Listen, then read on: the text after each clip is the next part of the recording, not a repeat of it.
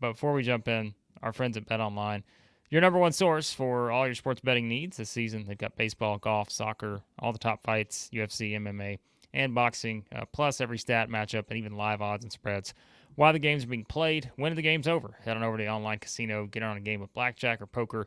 Plus, you can unwind one of over 150 slots games. Head to the website today, get on the action, use that promo code BELIEVE, BLEAV, for 50% welcome bonus on your first deposit. Bet online, the game starts here.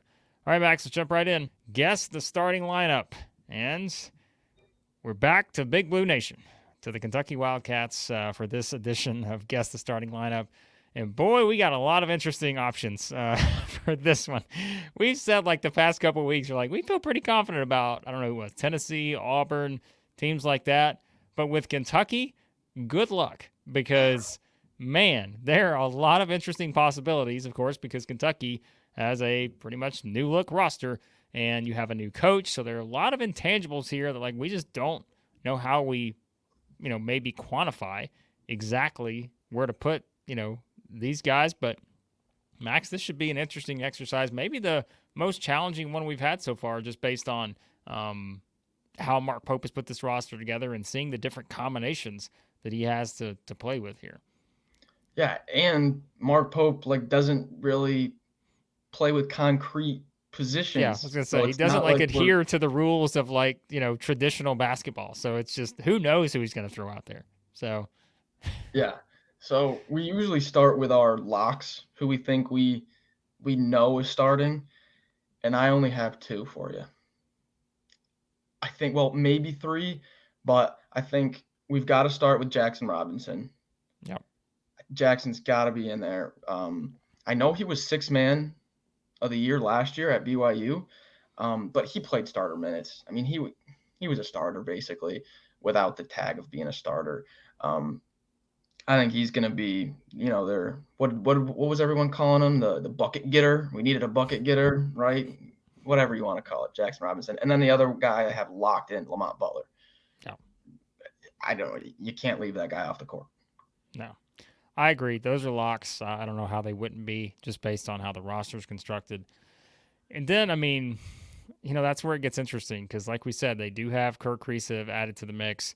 Koby Brea, we talked about the shot making ability of Yep. him. I think that's where, what's the decision there? And also, I think it's not out of the, well, I'm curious what you think about this. Like, if you really wanted to just say, all right, what if we went Butler, Kriisa, Brea, Robinson, and just like you said, sort of the position. Let's just throw Yeah. all these guys out there. We're gonna score and score some more, and then you pick one of the big guys in the paint, whether that's Amari Williams or whoever. But yeah, I think making that decision on if you're doing like your traditional two spot, if Butler is the one, and let's say Robinson's kind of your swing man who gets the buckets, then it's like, okay, is it going to be Kriisa or is it going to be Brea? I feel like it's pretty Yeah.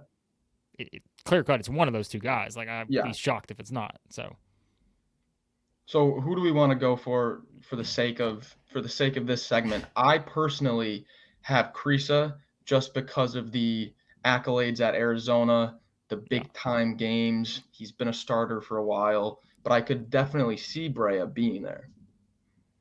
yeah, man. I think about what you can do when you have a guy like Bray on the floor and just how Yeah. that. Oh, okay, well, we'll just for this exercise, we'll go with that. We'll go with Kriisa. Okay, so then it goes to the front court. So we've got Yep. the perimeter stuff figured out. So Yep. there, I mean, I feel pretty. I mean, it's Carr and Williams, is it not? So that's what I have. I have so we left out Otega Oweh when we were talking Yeah. about the wing. I think he's going to be behind Jaxson. You could see In my him playing opinion. like a six man, right? Like Yep. being like a yeah, Yeah. So if you're looking at the traditional four spot, it would be probably Carr or Almonor. yeah, Now, just by logic, ACC starter against a non-power six starter, I'm going to go with Carr. But if there's anyone who loves what Almonor brings to this team, it's me. So don't be surprised if he sneaks his hat in there for some quality minutes. Then we get to the Garrison Williams debate. I think that's the clearest it's going to be one of these two guys, and it's pretty close. So I dove into it, Blake. I dove into it a little bit. Oh, I'm excited. Yep. Both of these guys played 18 conference games last year. Amari Williams in the CAA and Garrison in the Big 12. Both started all 18. Garrison played just under 26 minutes a game, and Williams just under 24. So right around the 25-minute mark for each guy. Amari Williams much more efficient though, 13.2 points and 7.7 rebounds a game to Garrison's 8.8 points, 5.1 rebounds. So Big 12 to CAA is going to be a little bit different, especially for big men. But also Williams 1.7 blocks per game to Garrison's 1 block. Now you have to take into consideration this was Garrison's freshman year, starting every game in conference play, to Amari Williams' senior year, right? So for me right now, I went with Williams putting in that starting spot because this is his 5th year of college basketball. He put up the numbers last year. He's been consistent, but I think it's that like veteran, consistent. We know what we're going to probably get from Williams to here's this young guy, loaded potential, who did get a good amount of playing time last year, but just wasn't as efficient as Amari Williams. So if we go with that, like I do think there is some intrigue, like I said a minute ago, with like if you say Jaxson Robinson could kind of slide into one of the front court spots, right? Like he could kind of play like a 4 type scenario. If you're doing just a traditional numbering or whatever. Right. Because he did that last year. If you look at their roster, right? Because I'm looking here, like at BYU, they did the Hall, Johnson, Saunders, Robinson, and then Khalifa. Like that was kind of your lineup, which again kind of puts Robinson as the 4th, the 2nd tallest guy. So meaning it's like that would make sense. But I'm curious if we were strong enough to say, all right, here's the one spot that changes. Is it Brea over Kriisa, or is it one of the front court guys over another one of the front court guys? I'm going to go with Brea over Kriisa. I think they need that. I think they're going to need the size, but I think it's going to be matchup based. Like that's a fun thing that Mark Pope can do. He can go small and have 4 guys that can torch the nets, or he can go bigger and have multiple guys taller than 6'10" on the court. I'm also, it's funny, we did this video, but like the more we talked about Ansley Almonor, like I love him.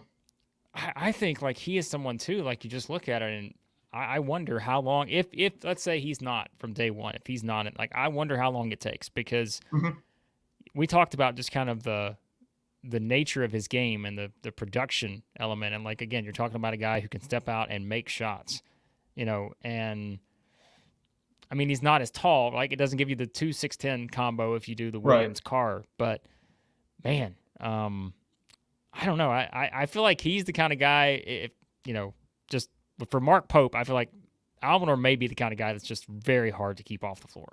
Yeah. But again, that like we said, that's starter versus, okay, you can play more minutes than a starter even coming off the bench. So like it's not the way we used to look at things. But yeah, like this is a fascinating one, man. Like I don't know what to do, because this is a hard one to project, because you could see maybe 3 or more different combinations here based on, again, the guys he brought in, how they want to play, the 3-point shooting element, needing some size. But like you mentioned, there are a couple of guys who feel like they're locks, and when you compare this one to the other teams we talked about, Kentucky certainly feels like they have more potential starting combinations than, quite honestly, maybe anybody in the SEC. Now that I look around and I'm like, pretty much everybody else feels pretty much like a lock in terms of who they're gonna start. Maybe Vanderbilt's one that we just don't know, but there are at least some in there though. I'm like, they've got to start.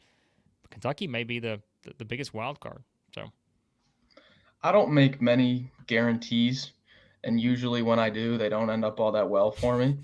But but I'm making a guarantee right now.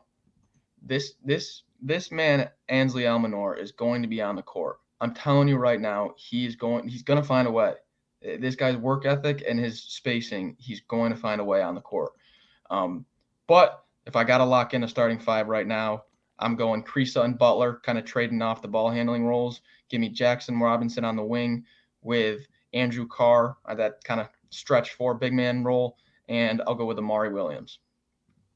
I like it. All right, there you go. Kentucky fans weigh in. As always, we're not playing Nostradamus here. We're just kind of giving you our thoughts and different combinations. So you guys let me know what you think. Yep. Hey, what do you want to see? Like, what lineup combinations are you most interested in? Let us know, as always, in the comments.